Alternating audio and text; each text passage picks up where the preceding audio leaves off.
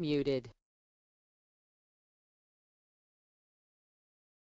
Good morning, everyone, and welcome. My name is Kate McMahon.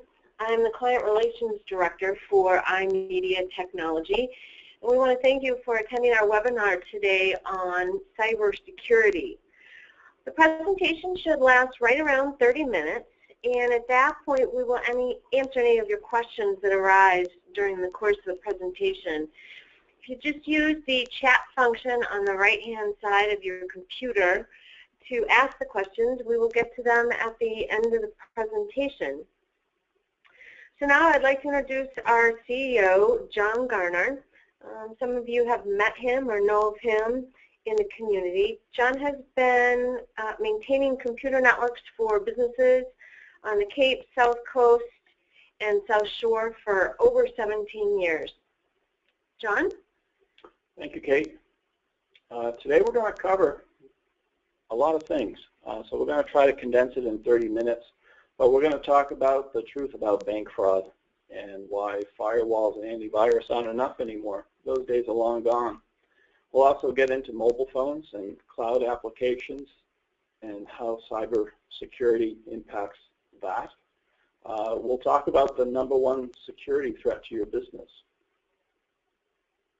And we'll start with the hows and whys of cyber breaches, what happens, and what you need to do about it.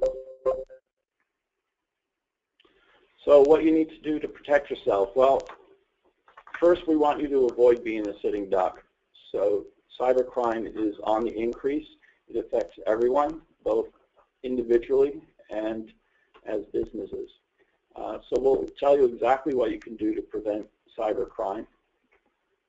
We want you to stay on to the end, all of 30 minutes, and we have a couple of bonuses for you. So at the end we have a mobile device white paper that's quite valuable for you. Since most people don't have a mobile device policy in place, it might be something that you need or find useful. I like this quote, and the reason for this is every time I meet with a business owner, they say we haven't been hacked, or it's unlikely they've been hacked or suffered many cyber risks or threats. And that type of thinking brings complacency. So we want to basically be aware that you need to be a little bit paranoid moving forward because of the threat landscape is changing. Healthy skepticism is always good. Let's get into an overview of what cybercrime is all about. What you should understand is it's not some weird guy sitting in his parents' basement plugging away on a computer trying to hack into some business or government agency or something like that. It's far from that. It is the modern day mafia. It is organized crime. It's huge. So think of El Chapo running the drug rings in Mexico. Same type of scale is happening with cybercrime. It's big business. They're making billions of dollars. There's an evolution to cybercrime, and it's true. At one time, it was that weird guy in his parents' basement hacking away. It's evolved. So think of crime in general. In the early days, it was really easy to become a criminal. You basically got a knife or a gun, and you said, stick them up or give me your money, and you had success every once in a while. And even entrepreneuring criminals want to improve their business, if you will. Back in the Wild West days, as technology evolved, or the machine age evolved, they went into robbing trains. So think about the train robbery. Going across the country, the train's unprotected, and only wealthy people could afford to buy a ticket. So they were sitting ducks for train robberies. Similar parallels to today, the modern age. Year over year, we're seeing a lot of hacks. These are the ones that you see and hear about. The common names that you know. Everybody knows about Target and JP Morgan and all of these large enterprises. The Sony attacks that took down their business for a few weeks. What you don't hear about are the attacks that happen to small businesses. So we're going to delve into a little bit about how to become a cyber criminal and where they originate from. Basically, it's called the deep web or the dark web, and it's essentially a part of the internet where you can get anything that you want. You can go out and buy credit cards, medical records, and various other pieces of personal information. Anyone can really just go into business as a hacker, stealing information. So some of the tools of the trade. What's different is once I go in and I buy a few tools, probably the best tool that I can buy are these little applications that can scan a computer for different account information. So I can go search a computer, pull out your American Express card number, username and passwords of various accounts. I can get your iTunes account information. I can get your PayPal account information from your computer. So it's all about automation. And a lot of times people think, well, I'm too small, I'm not Target, I'm not JP Morgan, who would want to bother with me? Frankly, you're very valuable, and you need to realize that you're very vulnerable. So as a small business, that mindset is that no one wants us, no one cares about us, no one's looking at me, and that's far from the truth. You're basically low-hanging fruit because you don't have the security protocols or precautions in place to prevent a cyber attack.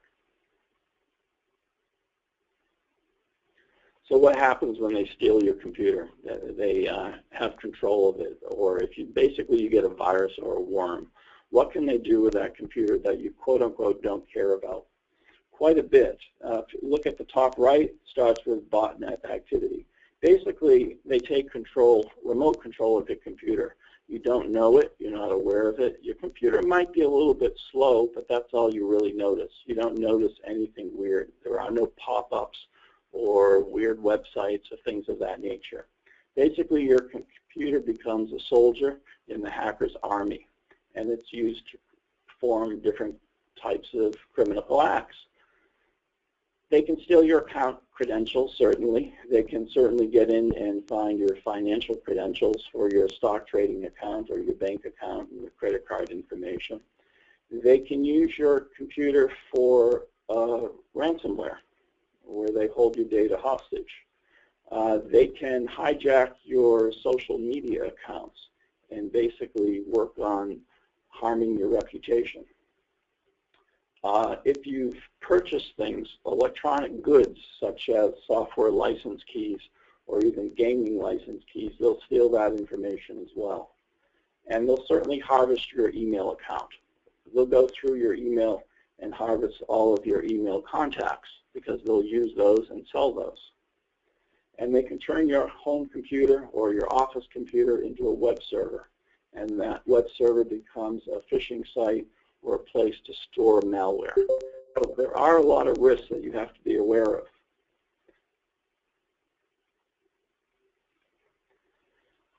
If you do have theft, the average cost is about $200 per record. And these don't include all of your costs. You do have loss of reputation, you do have legal fees, you may have penalties, but the key point is you are a small business, but that doesn't mean your customer's information isn't less valuable to the customer. So we have to be good stewards. So once they get into your system, here's the first thing they go after. It's basically bank fraud. So think about it. If you're a business owner and you've got 20 employees, it's very easy to do some math. Hey, 20 employees, payroll is going to be $20,000 plus a week, or $40,000 if it's biweekly, or more, depending upon the type of industry that you're in. So they know in your bank account before payroll goes out, you've got some money in there. That's when they're going to target you. They're going to target access. They're not going to do anything. They're not going to move funds until they know the funds are loaded to meet that payroll. You have to really be aware of this because it's everybody and anybody. We do have ways to prevent that, though. if you have a business checking account, cancel any debit cards that are linked to it. Debit cards are the easiest way for a business bank account to get compromised. Beyond that, make sure you have a dedicated computer that you're using to do your online banking.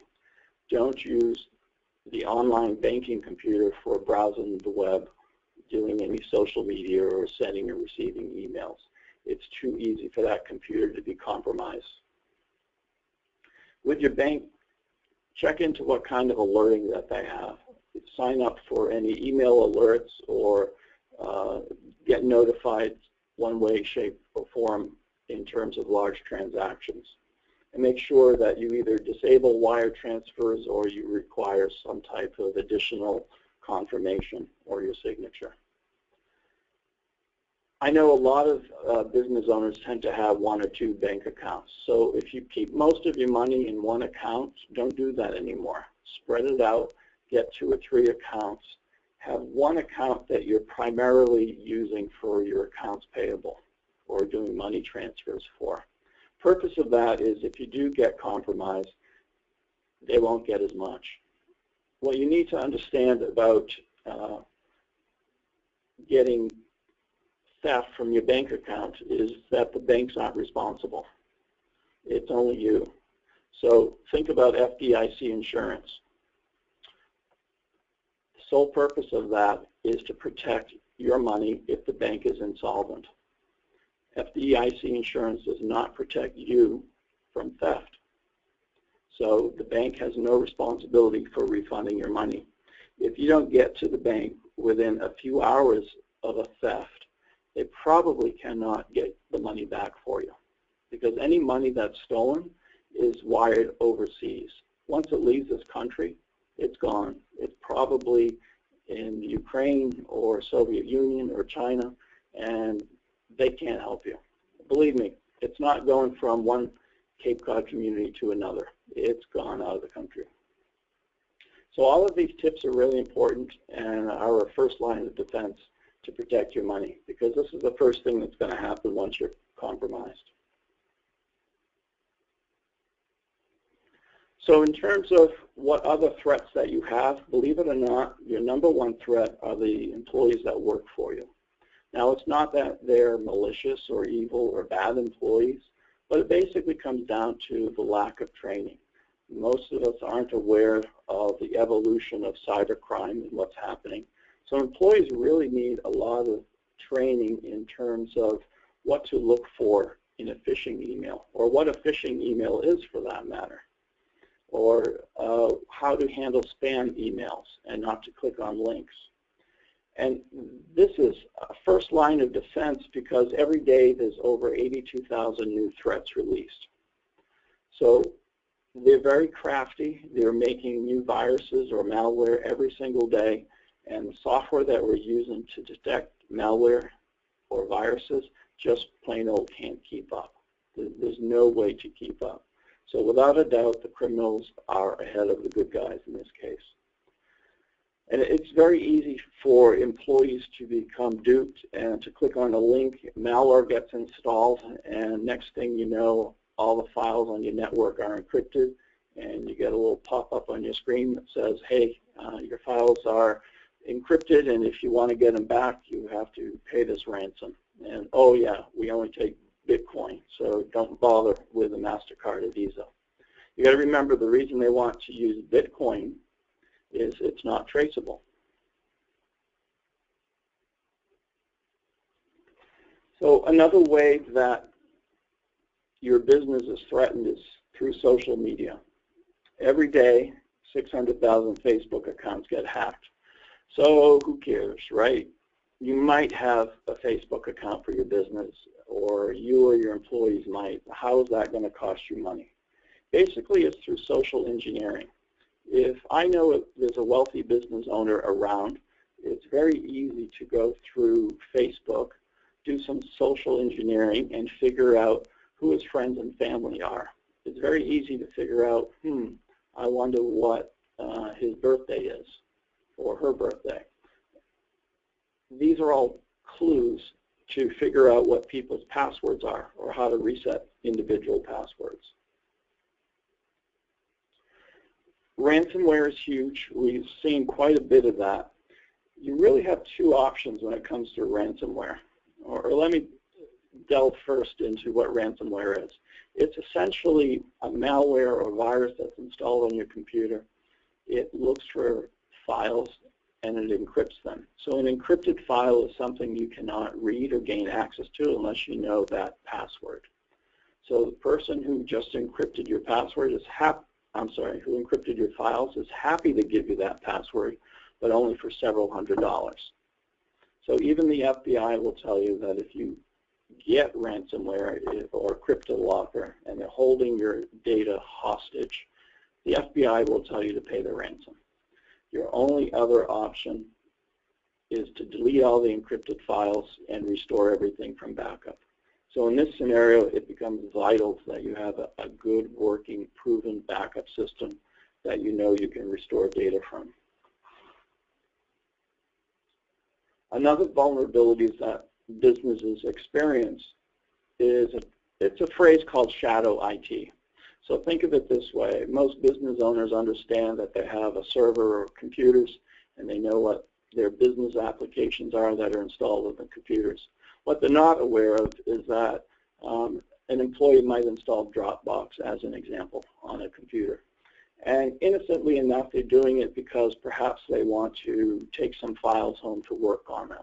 So they might, perhaps it's a bookkeeper, and they might put some invoices in there, maybe a copy of QuickBooks, maybe a client list or a customer list, and off they go so that they can work at night or at home.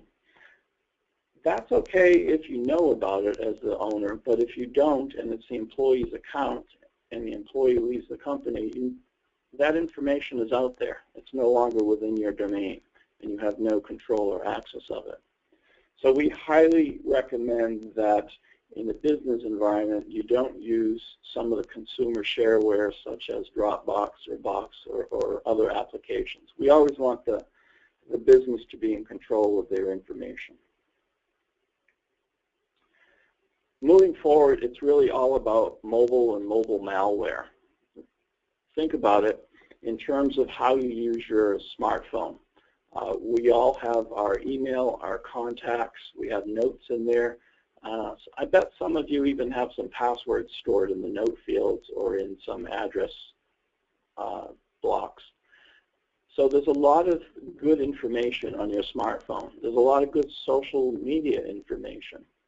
So one thing I failed to mention earlier, on the black market, a Twitter account is more valuable than an active credit card account. The reason for that is a Twitter account or social media account is more valuable because once they have access to your Twitter account, for example, they can get to your friends and family. So it's really important that in terms of mobile computing, you realize that that's as vulnerable as your desktop computer and pretty much has access to the same information, by and large.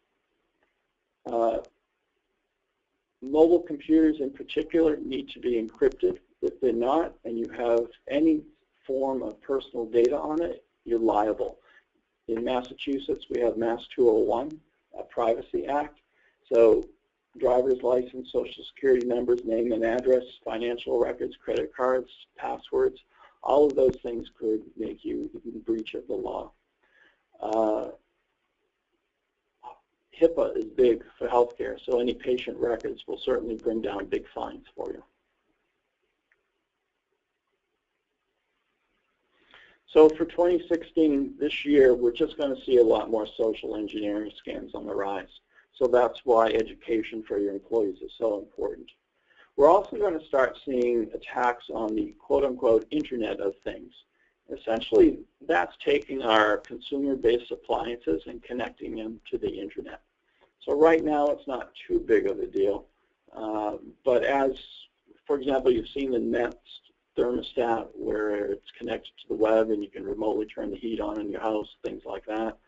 Eventually, those things will may become compromised. So think of it as leaving a window open in your house and a thief could get in that way, or in your office for that matter. And cyber criminals are not just going after Microsoft. So don't think of it as, oh, it's a Windows computer problem, so I should switch to Apple. That's far from the truth. They're also going after other software applications. So think of Salesforce.com, a web-based application. They're on top of things, but they're potentially vulnerable as well, as is any computer. So there are new exploits coming out. And as I was mentioning, we're going to see a lot more going on with mobile. Because of all of these threats, we're going to see more government regulations. And those regulations are essentially going to force us to do some disclosure, tell people that we got hacked. So if you look at the local newspaper, you're not going to see a local business was hacked and they lost this, that, or the other, or some money. Because clearly, if a local business is hacked, or you and I, we're going to do our best to keep it quiet. Obvious reasons there. The ones that we see in the newspaper are the ones that are very large compromises, and they're basically forced to disclose what's happening. So we're going to start seeing smaller businesses become exposed. There are going to be a lot more fines in the future because the government knows businesses are not doing their part to protect client information or to protect themselves. So we're definitely going to start seeing more fines coming around. And we're going to see a lot more encryption. So encryption is basically you and I encrypting our data, our information, so that only us with the passwords can have access to it. So if we do get hacked, if the data is encrypted, the hackers don't really see anything. The criminals aren't getting anything out of us. So how do we protect ourselves? Unfortunately, we can't rely on the Lone Ranger and his six-shooter to bail us out anymore. Our first suggestion is to help your employees protect you. Your employees really need education of threats and the risks of social engineering. This is huge. Make sure your employees or yourself have strong social media passwords and that you have different passwords for different sites. Have an acceptable use policy, which basically means how you can use the computers or should use the computers or shouldn't use them, what you can or can't do at work. Have really strong password policy. Sounds basic, but most people don't do it. And scan your environment for consumer cloud applications like Dropbox. Do you know it's there? Do you know how it's being used? Is it sanctioned or authorized by you? Make sure you have a business class firewall. That's our second recommendation. Frequently, we will see that a business will have a consumer-based firewall. They're using the cable modem that they got from Comcast, or they bought an inexpensive $80 router from Staples. That's not a good firewall. It's akin to using a padlock. A business class firewall uses the buzzword or technical phrase unified threat management. Essentially what that means is it's like a small computer that has the ability to scan and filter out viruses, malware, and risky web content. So we want to build up a moat around your business to give you a little bit more security and filter out the bad stuff. Third thing that you need to do is make sure your computers are patched. Patching is something that has to happen very, very frequently. Security patches come out a couple times a week. They have to be applied as soon as possible. If they're not, you leave your computer exposed to a potential vulnerability. Moving forward, this becomes more vital. So just turning on Windows Update, for example, and walking away and assuming it's updated is not sufficient. Spam filtering has become a higher priority. There are good and bad spam filters out there. The good ones are very effective at removing most pieces of spam, but they also filter out viruses and malware that might be attached to the spam. So for example, we talked about the social media hacking. One possible threat is an employee's email account is used to send you an Excel spreadsheet and it says, hey Bob, take a look at this. The employee opens up the spreadsheet and it just installed a virus or malware on the computer. You don't know that a virus or malware is installed. It's just kind of there in the background waiting to lurch. So all of this becomes very important, that we have these security patches installed and additional spam filtering to keep everything out. A new urgency is web content filtering. Now, back in the day, we used to do web content filtering for clients who were concerned their employees were wasting time on the web. That's still the case to some degree, but much less so. The primary benefit for content filtering is blocking malicious advertising. So you might go to a legitimate website, for example, and your mouse hovers over an advertisement. The next thing you know, it has installed malware in your computer, and you're not even really aware of it. So there's a lot of bad advertising out there intended to install malware on your computer. So essentially, we want to filter out these dangerous websites. A mobile device policy is going to become very important moving forward. All your mobile devices have to be encrypted. On an Apple device, for example, or an iPad or an iPhone, it's very easy. Just enable that 4-digit PIN number. By doing that, you've just encrypted your device. You need to have the ability to remotely wipe or erase your devices in case you lose them. So in some cases, in a lot of cases actually, we see employees using their personal smartphone to access company email. If that's the case, you need to get the employee's permission that if they lose their phone, you can or have the ability to erase that phone so that you don't lose any corporate data. If you don't get that permission, you really don't have that ability to erase it. Make sure all of your smartphones have passwords. We see that ignored a fair amount. And get your employees to sign the mobile device policy, that's basically authorizing this use. And be a good doobie, back up the smartphone information. That's not too hard to do. Disaster recovery is very important. Now, this is a lot more than just data backup, but it's actually having a set of process and procedures that you've tested and you've verified that if you have a catastrophic loss or a significant loss, that you can recover from it. So think of the ransomware issue. If you have ransomware, files are encrypted, you need to get your data back. If you have a good backup process or disaster recovery process documented in place, you're all set. If this is not something that you've looked at for a while, you need to do it, because the last thing you want to do is have to be figuring this out by the seat of your pants. Last thing we recommend is considering cyber liability insurance. Essentially what it does is it covers the liability or data breach that you might have. Cyber liability insurance varies considerably, and we see it changing every year in terms of what it costs and what it covers. So you really need to do your due diligence, but in essence, it's covering the business interruption, data loss, fraud, or any extortion that you might experience.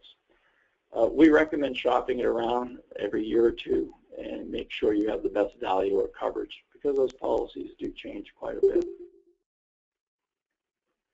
So bottom line, you need to be serious and consider protecting yourself. We do that for our clients, and we do it in a few different ways. So we have an offer for you, and this is an outline of what we can offer for you to address all of these issues. We start with threat assessments for our clients. So exactly what's going on, what are they doing in terms of their IT, how are they treating everything that we addressed in today's presentation. So what risks do you have? And what action plan should we put together? So where are the gaps, and what do we need to bring in alignment to have them aligned with best practices? And we need to talk about ongoing maintenance from the perspective of it's not a done once situation. It's not set it and forget it. your network, your computers are changing all of the time. They're kind of like a living entity where the data is changing on a daily basis. So if this is all of interest to you, the first step's free. We'll offer you a threat assessment. Basically go through your environment, look at your computers, compare it to industry best practices, and we'll follow up with you with our findings and recommendations. It's highly valuable. And if you sign up for this, we are also offering a mobile device policy template. So if you don't have a mobile device policy, this is an easy way to get started.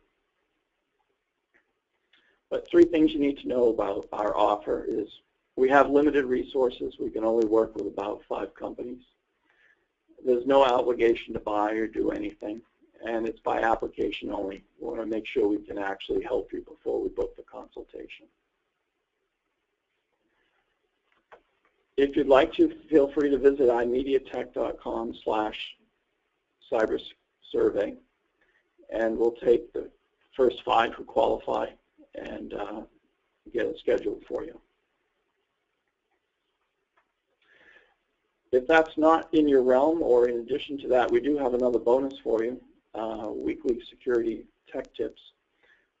So we invite you to visit imediatech.com/cybersecurity tips. We'll send you a free copy of our report, 7 most critical IT security protections every business must have in place. And we'll send you a weekly cyber tech tip every Monday. And that's the end of our presentation.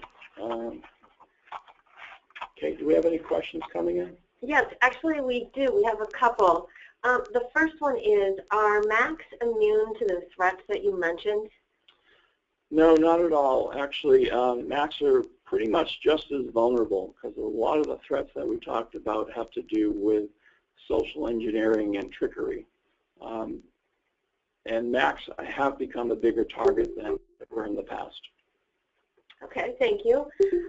Is there a way to guarantee that what you have outlined here won't happen to me? Well, I can guarantee if you do nothing, you will have an issue eventually. If you do everything we recommend, there is a chance that there is no guarantee, I guess, is what it comes down to. If an employee invites a virus or malware into your environment, then you are susceptible. Okay, all right. Here's another one. I power my computer off at the end of the day. Is that good enough to protect me? So powering your computer off and